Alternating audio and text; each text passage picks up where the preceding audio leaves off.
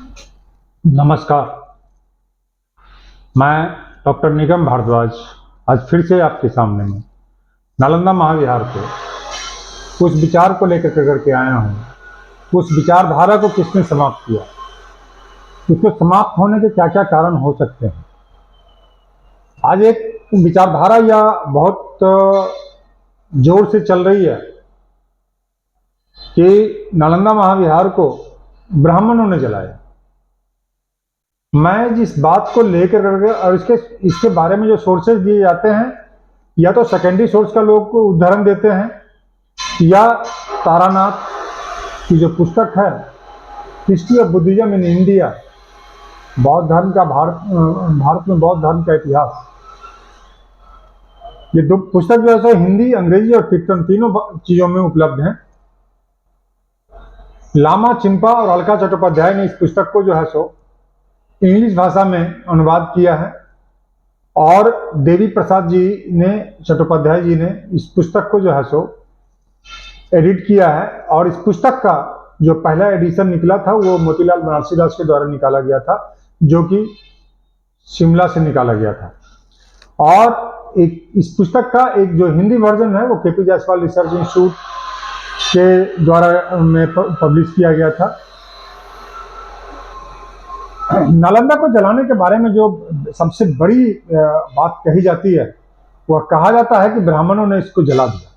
ये लामा तारानाथ ने ऐसा लिखा है। हमारे यहाँ सबसे बड़ी बात क्या होती है कि अगर किसी बड़े इतिहासकार ने, बड़े लोगों ने, व्हाइट चमड़ी, उजली चमड़ी वाले लोगों ने लिख दिया, उसे लोग मान लेते हैं और उसके ऊपर मंथन नहीं करते, उसको लोग देखते नहीं हैं। मैं आपको बताना चाहता हूं कि ब्राह्मणों ने अगर नालंदा महाविहार को जलाया था, ऐसा प्रोपेगेंडा किया जाता है, ऐसा नैरेटिव चलाया जाता है, तो किसको बेनिफिट्स होता है?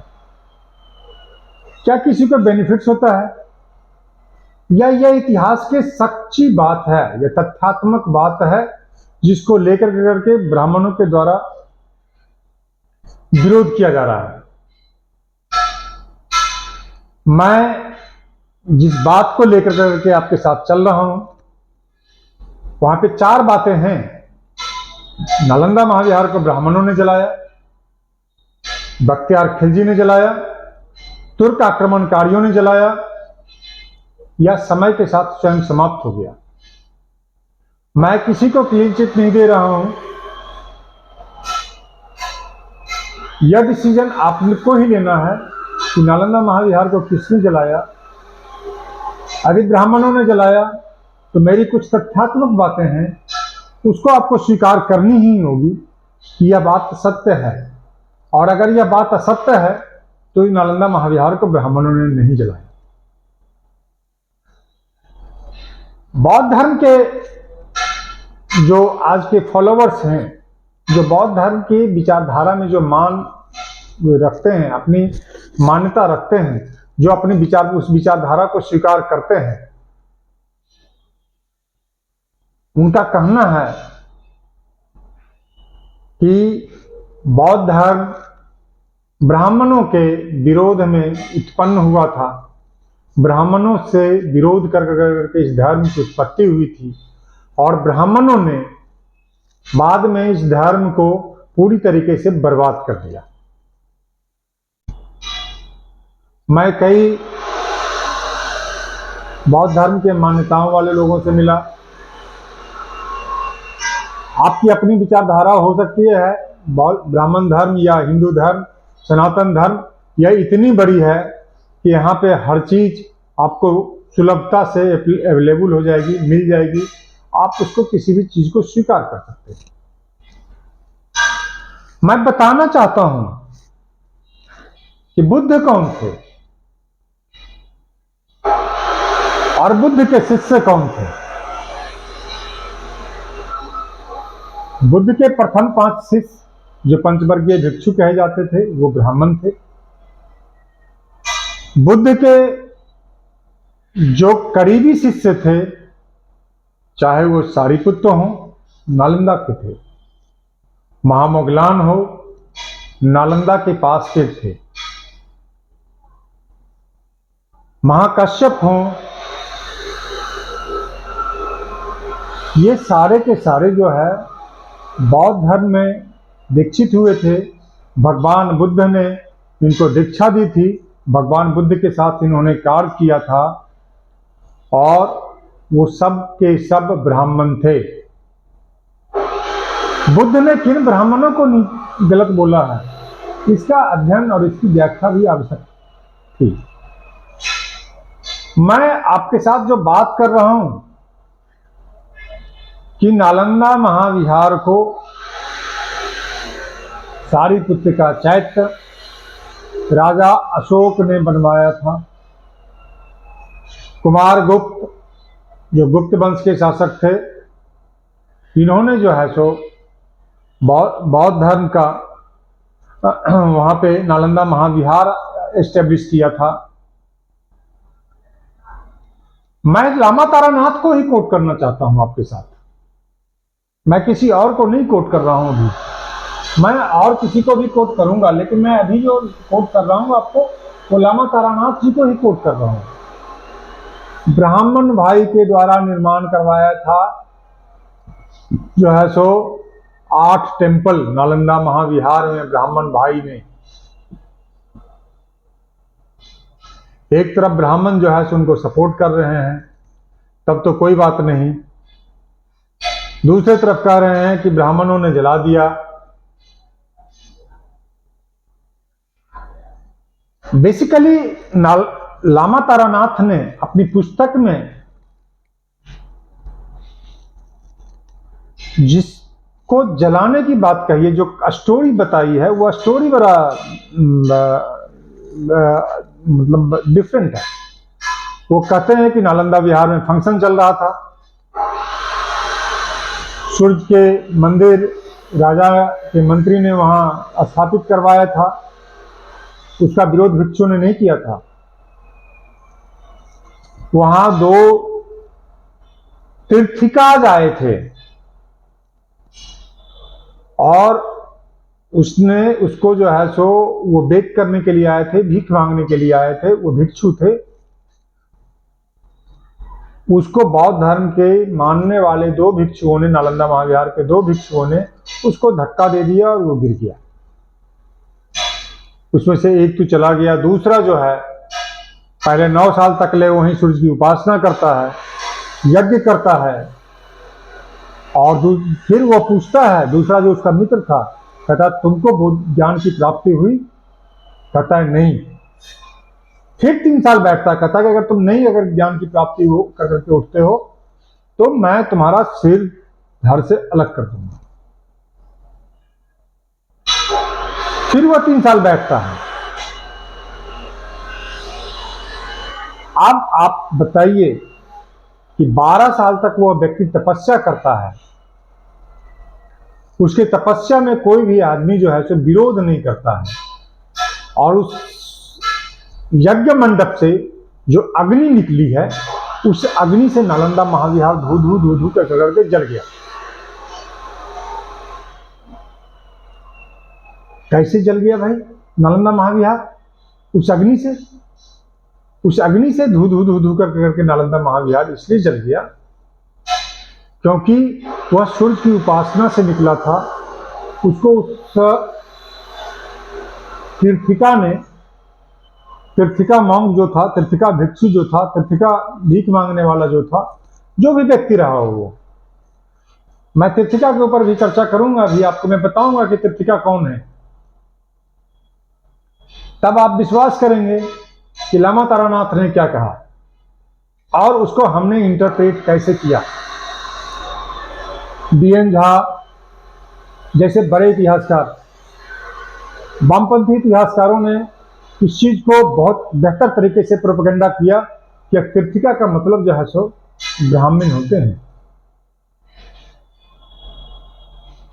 अब मैं बताता हूं लामा तारानाथ की जिस पुस्तक की मैंने बात किया, अलकाजी वाली इंग्लिश में जो ट्रांसलेशन है, जिस पुस्तक की मैंने प्रारंभ में बात किया, उस पुस्तक के पेज नंबर 121 121 में लिखा हुआ है कि Pushyamitra along with other Tirthika started a war and thus burned down numerous monasteries from the Madhya Desh. Pushyamitra with other Tirthika, Pushyamitra को लोग ब्राह्मण कहते हैं। मैं पुष्यमित्र के ऊपर भी अपने आर्टिकल डालूंगा। मैं अपनी बात रखूंगा आपके सामने कि पुष्यमित्र कौन था। पुष्यमित्र अगर ब्राह्मण था तो यह तीर्थिका कौन है? आदर तीर्थिका ये कौन है? पुष्यमित्र ब्राह्मणों के साथ क्यों नहीं मिला? ब्राह्मण क्यों नहीं लिखा, जबकि इस पुस्तक में कई बार ब्राह्मण शब्द आए हैं। मैं बताता हूं आपको इस नैरेटिव को चलाने से कि ब्राह्मणों ने नालंदा महाविहार को जलाया। एक पर्टिकुलर लोगों को वोट बैंक की राजनीति करने में सुविधा होती है। उस वोट बैंक की राजनीति करने के लिए उन्हें आवश्यकता होती है कि हम जाति के नाम पर लड़ें, हम धर्म के नाम पर लड़ें, हम अपने विचारों को उस तरीके से फैलाएं। और यह बड़े बड़े इतिहासकार इस विचारों में लगे हुए हैं और वो इस काम को करते हैं। मैं आपको धर्मस्वामी की भी बात करता हूं। धर्मस्वामी वह व्यक्ति है, वह अंतिम विद्यार्थी है महाविहार का, वह अंतिम छात्र है नालंदा का, जिसने महाविहार को जलते हुए देखा है। वह 1238-1240 के आसपास में महाविहार में पढ़ता था। मैं यह नहीं कह रहा हूं कि उसको बख्तियार खिलजी ने जलाया, या उससे प्रमाणित नहीं होता है धर्मस्वामी की बायोग्राफी से, लेकिन लामा तारानाथ की पुस्तक से भी यह नहीं प्रचारित होता है, या नहीं प्रमाणित होता है, या नहीं साबित हो पाता है कि ब्राह्मणों ने उसको जलाया था। यह तो इंटरप्रेशन है। मुझे जब जरूरत पड़ेगी तब मैं कह दूंगा कि इस यज्ञ से क्या होगा, उस यज्ञ से क्या होगा। लोग छठ पूजा क्यों करते हैं? नहीं करनी चाहिए। दुर्गा की पूजा क्यों करते हैं? उपासना गलत है, इससे कुछ नहीं हासिल होना है। मैं ऐसे करूंगा, मैं देवी की मूर्ति के सामने नहीं झुकूंगा। मैं उनको आज मैं बताना चाहता हूं, और मैं बहुत सोच समझ करके मैं बोल रहा हूं उन लोगों को जो कि इन बातों को नहीं मानते हैं, जो हिंदू विचारधारा के तरफ से नास्तिक हैं।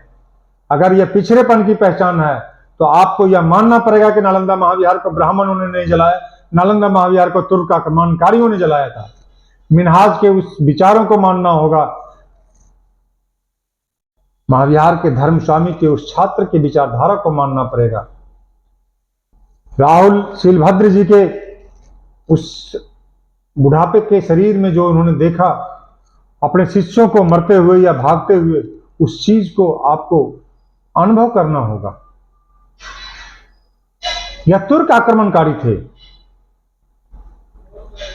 उन्होंने जो है सो नालंदा महाविहार को जला दिया। उनको पढ़ने लिखने से तो कोई मतलब था नहीं, वो तो तलवार चलाने में एक्सपर्ट थे।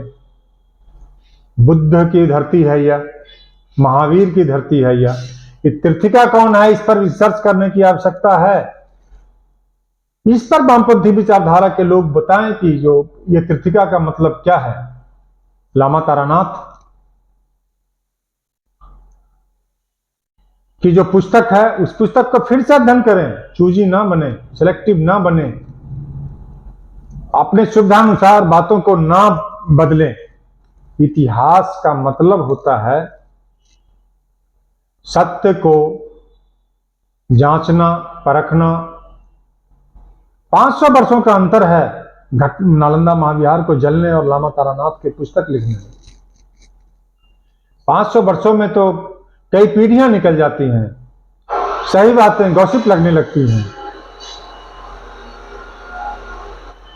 इतिहास बहुत जगहों पे छूट जाता है, बहुत सारे लोग भूल जाते हैं इतिहास को, वो कहानियों में तब्दील हो जाता है, लोग कहानियों की बातें करने लगते हैं।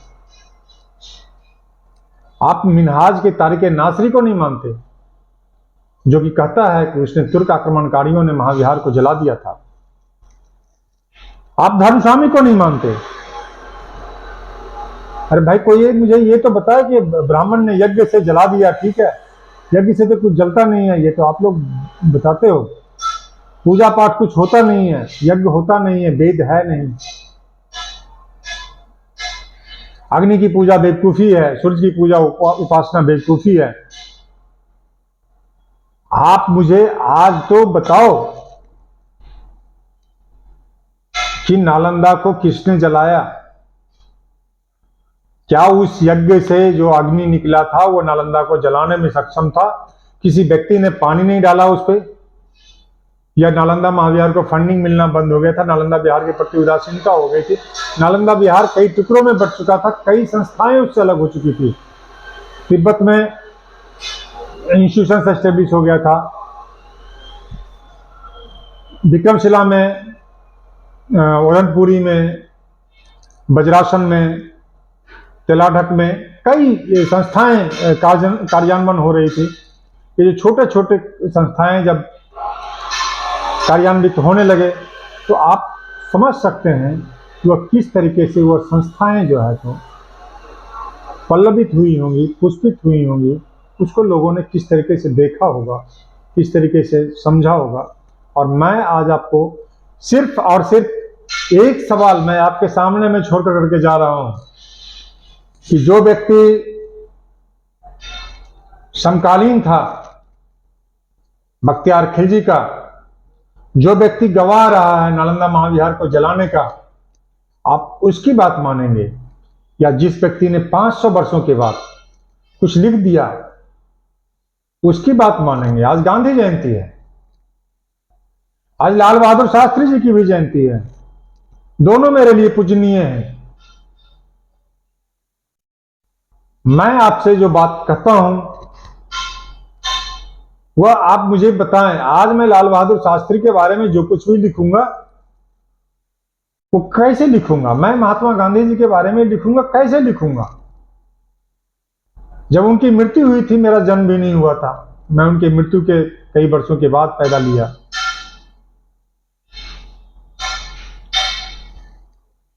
लगभग 75 साल हो गए उनकी मृत्यु के। आप मुझे बताएं, आप यह सोचें कि 75 साल के बाद मैं अगर उनकी मृत्यु के बारे में स्टोरी लिखने के लिए जाऊंगा तो मैं क्या करूंगा? मैं उन कहानियों के पीछे जाऊंगा, मैं उन सोर्सेस के पीछे जाऊंगा, और मुझे जो समझ में आएगा उसको मैं तोड़ मरोड़ करके, या मैं अपने विचारों से जो मुझे समझ में आएगा, मैं तोड़ मरोड़ नहीं कर रहा हूं, लेकिन जो मुझे समझ में आएगा कि गांधी जी को क्यों मारा गया था, शास्त्री जी की मौत क्यों कैसे हुई थी, इसके बारे में जो भी बातें आज के समय में निकलेगा वह एक हाइपोथेसिस होगा, वह एक संकल्पना होगी, वह एक सोच होगी। गांधी जी कैसे मरे थे, जो गांधी जी के साथ उस समय था वही बता सकते थे। मैं इन्हीं बिंदुओं के साथ फिर से आपको मैं बताता हूं कि नालंदा, मैं इतने बात को तथ्यों के साथ रखता हूं कि नालंदा महाविहार को ब्राह्मणों ने नहीं जलाया था। ब्राह्मणों ने बुद्ध को अपने अवतार के रूप में स्वीकार किया था। नालंदा महाविहार में कई विषयों की वेद की पढ़ाई होती थी, आयुर्वेद की पढ़ाई होती थी। ये सारे विद्या जो है सो ब्राह्मण धर्म से निकल करके आए हैं। मैं आपको इतना ही चीज कहूंगा कि यह जो विचारधारा लेकर करके लोग आए हैं कि ब्राह्मणों ने जलाया, ब्राह्मण हमारे दुश्मन है, ऐसा कुछ नहीं है। इस नैरेटिव को बदलिए और आप यह सोचिए कि ब्राह्मणों ने क्या कंट्रीब्यूशन किया बौद्ध धर्म को बढ़ाने के लिए। आप उसके ऊपर अध्ययन कीजिए, उसके ऊपर डिस्कशन कीजिए, उसके ऊपर विचार कीजिए, तब आपको समझ में आएगा कि ब्राह्मणों ने क्या किया। इसके साथ ही मैं आप लोगों को आज के लिए विदा लेता हूं। मेरा अगला जो वीडियो होगा वह पुष्यमित्र शुंग के ऊपर होगा, और पुष्यमित्र शुंग कौन था यह मैं बताऊंगा। पुष्यमित्र शुंग ने क्यों नाश किया महाविहारों का, मैं इसके बारे में बात करूंगा। पुष्यमित्र शुंग ने क्या बनवाया बिहारों में, मैं इसके ऊपर बात करूंगा आपके साथ। धन्यवाद।